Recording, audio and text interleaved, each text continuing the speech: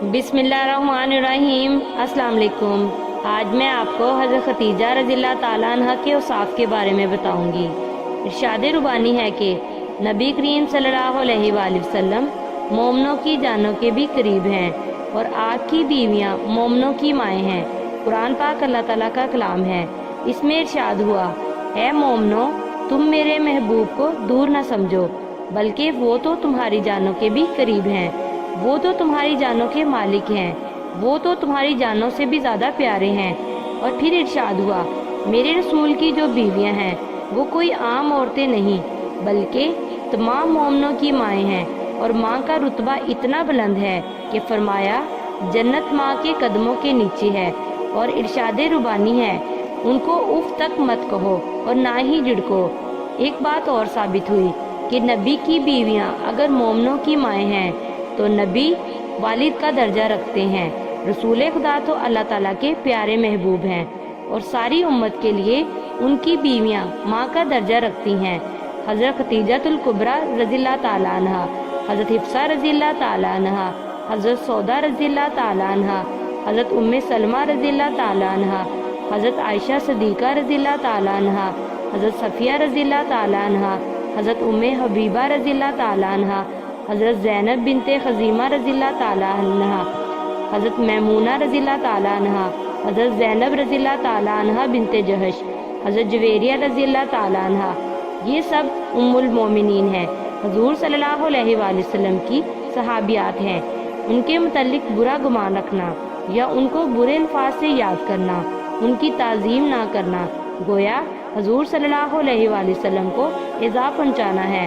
माओं का एहतराम हमेशा हलाली औलाद करती है। हमें चाहिए कि उन लोगों से बचें जो उम्महातुल मोमिनीन के मुतल्लिक बुरा गुमान करते हैं। अल्लाह ताला महफूज रखे, आमीन। इस्लाम की खतून अव्वल, खतून बेमिसल, अज़मत की मिसाल, महबूबा महबूब खुदा हज़रत खतीजतुल कुबरा, जिनका जिक्र आते ही हुज़ूर सल्लल्लाहु अलैहि वसल्लम की आंखें अश्कबार हो जाया करती थी। हज़रत खतीजा के वालिद का नाम खुलीद था, जिनकी शादी फातिमा बिन्ते ज़ायदा से हुई थी। आप मक्का के ताजिर थे और मशहूर व मारूफ शख्सियत के मालिक थे। उनकी वफ़ात के बाद तजारत का सारा बोझ हज़रत खतीजा के कंधों पर आन पड़ा था। हज़रत खतीजा ताहरा के लक़ब से मशहूर थी, बेवा हो गई थी। बड़े बड़े सरदारों ने शादी के लिए पैगाम भेजे, मगर आपने सबसे कहा कि मैंने शादी का इरादा तर्क कर दिया है। आप खुदा तर्स गरीब परवर खातून थी। तजारत का सामान आप दूसरे ममालिक में अपने गुलाम मयसरा और दूसरे लोगों के हाथ बेचती। तजारत में काफ़ी ईमानदारी से काम लेती थी। उस वक्त हुज़ूर सल्लल्लाहु अलैहि वसल्लम की उम्र मुबारक 25 साल के करीब थी। आप भी तजारत करते थे और हज़रत खतीजा को हुज़ूर सल्लल्लाहु अलैहि वसल्लम की फूफी हज़रत सफ़िया और चचा अबू तालिब के ज़रिए हुज़ूर सल्लल्लाहु अलैहि वसल्लम के मुतल्लिक मालूम हो चुका था। आप नहायत ईमानदार तजारत करते थे। हज़रत अबू तालिब ने हुज़ूर सल्लल्लाहु अलैहि वसल्लम से कहा, ए भतीजे, खतीजा तजारत करती है, अगर तू उसका सामान तजारत लेकर जाए तो शायद उससे ज़्यादा मुनाफा हासिल हो जाए। ये सुनकर हुज़ूर सल्लल्लाहु अलैहि वसल्लम हज़रत खतीजा के पास गए और मुद्दा बयान किया। हज़रत खतीजा तो पहले ही यही चाहती थी, फ़ौरन मान गई। उन्होंने माल तजारत आप सल्लल्लाहु अलैहि वसल्लम के हवाले कर दिया और कहा, ए मयसरा, रास्ते में तू इनकी हिफाजत करना। हज़रत खतीजा ने अपने चचाजाद बरका बिन नौफल, जो कि तौरात और अंजील के आलिम थे, सुन रखा था कि ये रसूल आने वाले हैं जो सारी दुनिया के रसूल होंगे और तमाम कायनात को हदायत से भरपूर कर देंगे। इसी का इंतज़ार करती रहती थी कि काश मैं भी उस रसूल का दीदार कर लूँ। काफिला शाम की जानिब चल पड़ा। हज़रत खतीजा का गुलाम मयसरा आपका हर तरह से ख्याल रख रहा था। हुज़ूर सल्लल्लाहु अलैहि वसल्लम ने ऊँटों की महार पकड़ी हुई थी और काफिले के हमरा जा रहे थे। रास्ते में शाम का शहर बसरा आया। वहाँ एक गिरजाघर था। वहाँ का एक पादरी नुस्तूरा गिरजे से निकला और सीधा हुज़ूर सल्लल्लाहु अलैहि वसल्लम की जानिब तेज तेज कदमों से चला। काफिले वाले घबरा गए, सब इकट्ठे हो गए। वो पादरी ये देखकर वापस गिरजे में चला गया और बोला, ए कुरैश, तुम क्यों डर गए? میں کوئی اس نوجوان کو نقصان پہنچانے نہیں آیا تھا، بلکہ میں نے اس میں رسول ختم کی نشانیاں دیکھی ہیں جن کا تذکرہ ہماری کتابوں میں ہے۔ ایک وقت آنے والا ہے، یہ نوجوان ساری دنیا کا رہبر ہوگا۔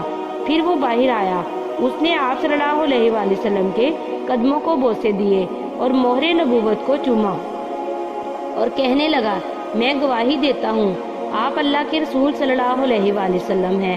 اے لوگو، اس کا حکم مانو گے تو نجات پاؤ گے، اور اگر نافرمانی کرو گے تو اللہ تعالیٰ تمہیں ذلیل و خوار کر دے گا۔ پھر قافلہ چلا، میسرہ کے 2 اونٹ تھک کر بیٹھ گئے، وہ اٹھتے نہیں تھے۔ بار بار کوشش کی گئی مگر کامیاب نہ ہو سکے۔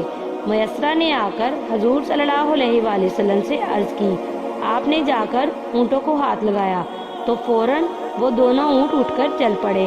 میسرہ پر اس کا بڑا اثر ہوا۔ اب کئی روز کے بعد قافلہ تجارت کا مال لے کر مکہ کی جانب روانہ ہوا۔ قریش نے فیصلہ کیا کہ مکہ میں سب سے پہلے کوئی خوشخبری سنائے کہ قافلہ بخیریت واپس آ رہا ہے۔ اس کام کے لیے سب نے حضور صلی اللہ علیہ وآلہ وسلم کو منتخب کیا۔ میرے آقا و مولا ڈاچی پر سوار ہوئے اور ڈاچی مکہ کی جانب دوڑنے لگی۔ بادل حضور اکرم صلی اللہ علیہ وآلہ وسلم کے اوپر سایہ کیے ہوئے تھے اور آپ مکہ کی جانب رواں دواں تھے۔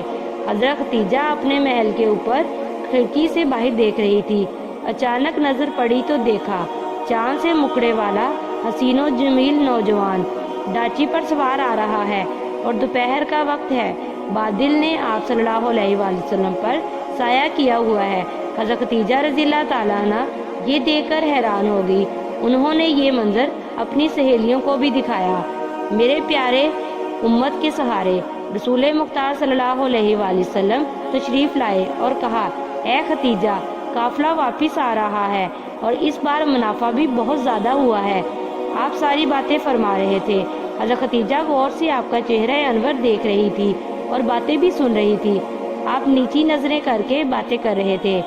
آپ کی اداؤں پر حضرت ختیجہ قربان ہو گئی اور دل میں محبت اجاگر ہو گئی، آنکھوں میں چمک پیدا ہو گئی اور وہ خواب نظروں کے سامنے گردش کرنے لگا کہ فلک کا چاند اس کی جھولی میں آ گیا ہے، جس کی روشنی نے ساری دنیا کو روشن کر دیا ہے۔ بحیرہ راہب نے کہا، ختیجہ، تو اس رسول خدا کی حرم بنے گی جس کا تذکرہ ہماری کتابوں میں ہے، جو خاتم النبیین ہوگا، امام الانبیاء ہوگا۔ اب قافلے مکے میں واپس آ گیا۔ اس بار منافع کئی گنا زیادہ ہوا تھا۔ میسرہ نے سارے واقعات بیان کیے جو راستے میں ہوئے تھے۔ یہ سن کر حضرت ختیجہ اور زیادہ حضور صلی اللہ علیہ وآلہ وسلم کی دیوانی ہوگی۔ اب اپنی سہیلی کے ہاتھ نکاح کا پیغام بھیجا۔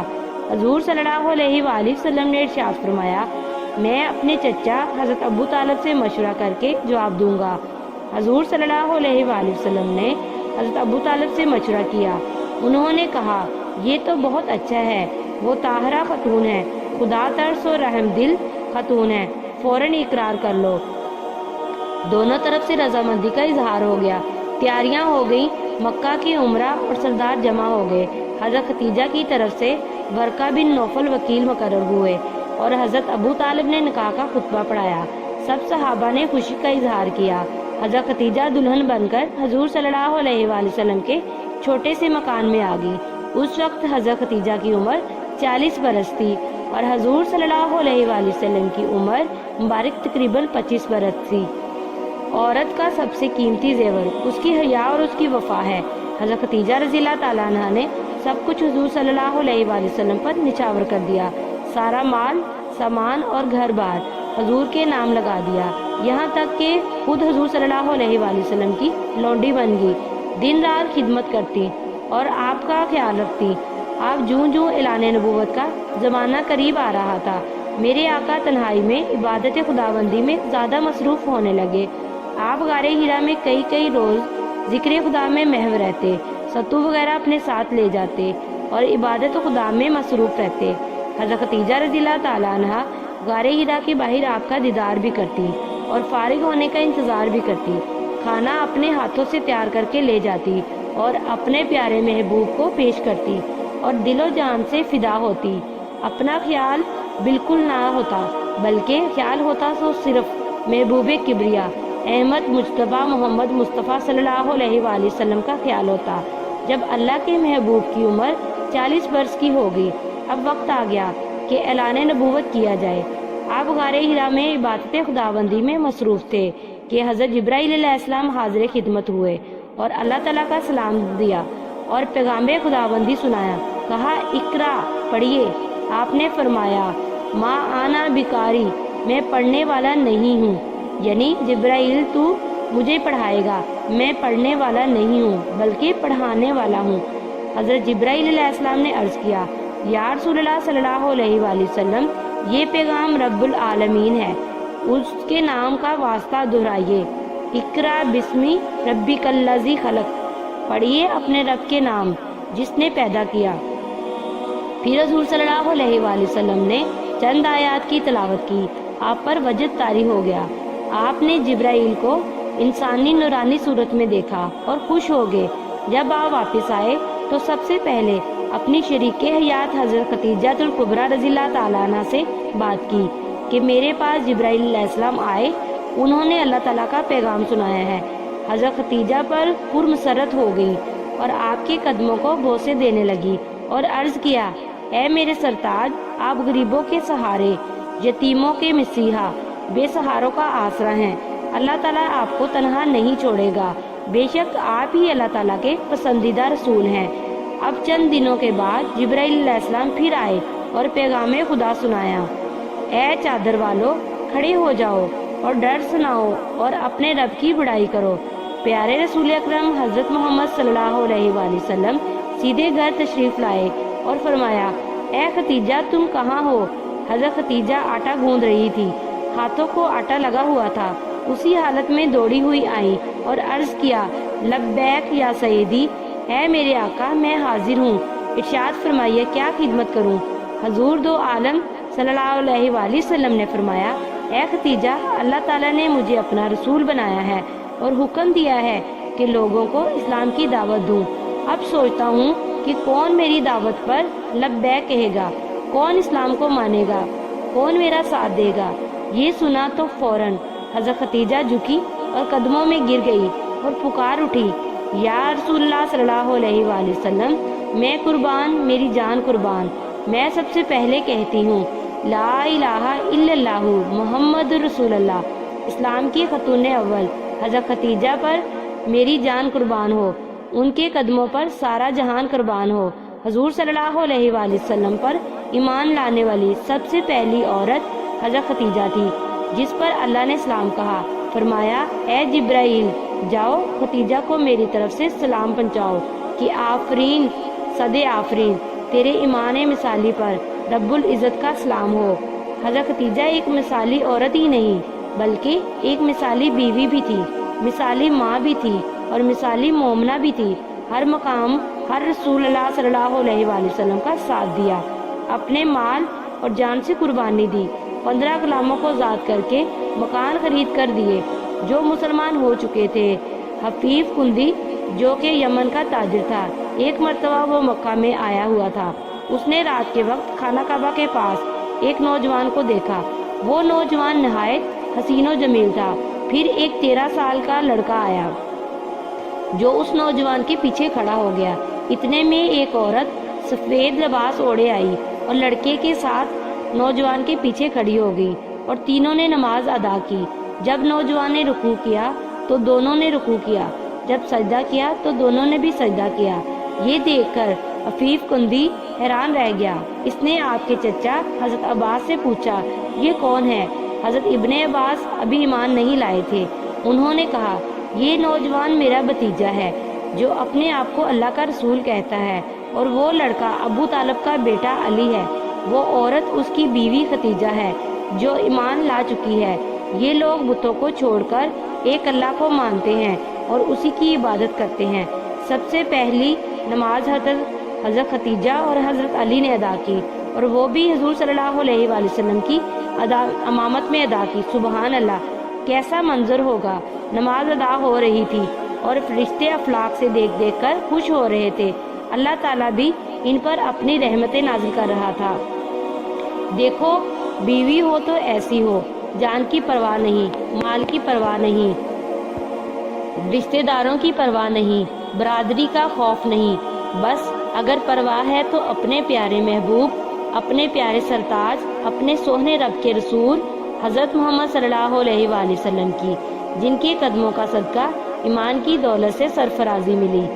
کفار مکہ نے دیکھا کہ دین اسلام کے ماننے والے زیادہ ہو رہے ہیں تو وہ سب اکٹھے ہو گئے اور بولے بنو ہاشم کا بائیکاٹ کرو، اس طرح وہ تنگ آ کر دین چھوڑ دیں گے یا اپنے بھتیجے محمد کو ہمارے حوالے کر دیں۔ اس کو مقاطع قریش کہتے ہیں۔ اس معاہدے کو لکھ کر خانہ کعبہ کے دروازے پر لٹکا دیا گیا کہ کوئی بھی اس خاندان کے ساتھ لین دین نہ کرے، نہ ہی کوئی ملاقات کرے اور نہ ہی کوئی کسی قسم کا تعلق رکھے۔ حضور صلی اللہ علیہ وآلہ وسلم کا پورا خاندان شیب ابی طالب میں آ گیا۔ حضرت ابو طالب اور حضرت ختیجہ بھی ساتھ تھی۔ 3 سال تک وہاں رہے۔ وہ ختیجہ جو ناز و نم سے پلی تھی، اچھے لذیذہ کھانوں کی عادی تھی، آج اپنے محبوب کے ساتھ درختوں کے پتے کھا رہی ہیں اور ہر تکلیف برداشت کر رہی ہیں، ہر دکھ اپنے دل پر برداشت کر رہی ہیں، مگر حضور صلی اللہ علیہ وآلہ وسلم کا ساتھ نبھا رہی ہیں۔ 3 سال کے بعد معاہدہ ختم ہوا، آپ کا خاندان واپس مکہ میں آ گیا۔ حضرت ختیجہ دن رات کی بے آرامی اور بھوک کی وجہ سے کمزور ہو گئی، مگر خدمت سرکار میں کمی نہ ہوئی۔ پھر وہ وقت بھی آیا کہ آپ کی طبیعت ناساز ہو گئی۔ کملی والے آپ سے فرماتے، اے ختیجہ آرام کر لیا کر، تو بیمار ہے؟ تو وہ عرض کرتی، سرکار آپ کی خدمت مجھ پر فرض ہے۔ حضرت ختیجہ کی 4 صاحبزادیاں ہیں، حضرت زینب، حضرت ام کلثوم، حضرت رقیہ، حضرت فاطمہ حاضر خدمت تھی۔ ماں نے سب کو پیار کیا، مگر چھوٹی بیٹی سے زیادہ لگاؤ تھا۔ حضرت فاطمہ کو اپنے پاس بٹھا لیا۔ حضرت ختیجہ رضی اللہ تعالیٰ عنہ کا وصال ہوا تو آپ کی 4 صاحبزادیاں اشکبار تھیں۔ ماں سے لپٹ کر رونے لگی، اے ہمیں لوریاں سنا کر سلانے والی، تو ہم سے بچھڑ گئی، ہمیں پیار کے جھولے جھلانے والی، تیری جدائی میں ہم بے قرار ہیں۔ ہائے پیاری ماں، تیری جدائی کا صدمہ ہمیں کیسے برداشت ہوگا؟ ماں کیا ہے؟ ماں رب کا روپ ہے، ماں انمول تحفہ ہے، ماں جنت کی ٹھنڈی چھاؤں ہے، ماں روح و دل کا سکون ہے۔ اگر ماں بچھڑ جائے تو قیامت برپا ہو جاتی ہے۔ میرے پیارے کملی والے غمگین ہوئے اور اشکبار ہوئے اور بار بار ختیجہ کہتے اور فرماتے، آج وہ چلی گئی جس نے مجھے ہر قدم پر سہارا دیا۔ حضور صلی اللہ علیہ وآلہ وسلم جنازے کے ساتھ ساتھ تھے، خود ان کی قبر میں بیٹھ کر دعا فرمائی، یا اللہ ختیجہ کی خدمتوں کو قبول فرما لے، اسے جنت کے باغوں میں سے عطا فرما۔ اے اللہ، اسلام کی خاتون اول کی اسلام کے لیے قربانیاں قبول فرما۔ یہ میری شریک حیات رہی، شریک غم رہی، شریک دکھ سکھ رہی، راحت و آرام میں ساتھ دیا، مصیبت و علام میں ساتھ دیا۔ اے اللہ، اسے اپنے فضل کی چادر عطا فرما۔ حضور صلی اللہ علیہ وآلہ وسلم گھر کے ایک برتن کو اٹھا کر فرمایا کرتے تھے، یہ میری ختیجہ کا برتن ہے، وہ اس میں دودھ پیا کرتی تھی اور ان میں کھانا کھایا کرتی تھی۔ حضور صلی اللہ علیہ وآلہ وسلم کو حضرت ختیجہ سے اتنا پیار تھا کہ کبھی کبھی بکری ذبح کرتے اور فرماتے، یہ گوشت ختیجہ کی سہیلیوں کو دے آؤ، اس سے ختیجہ کی روح شاد ہوگی۔ اے سلام کی خاتون اول، تم پر لاکھوں سلام۔ اے خاتونوں کی خاتون افضل، تم پر لاکھوں سلام۔ جزاک اللہ۔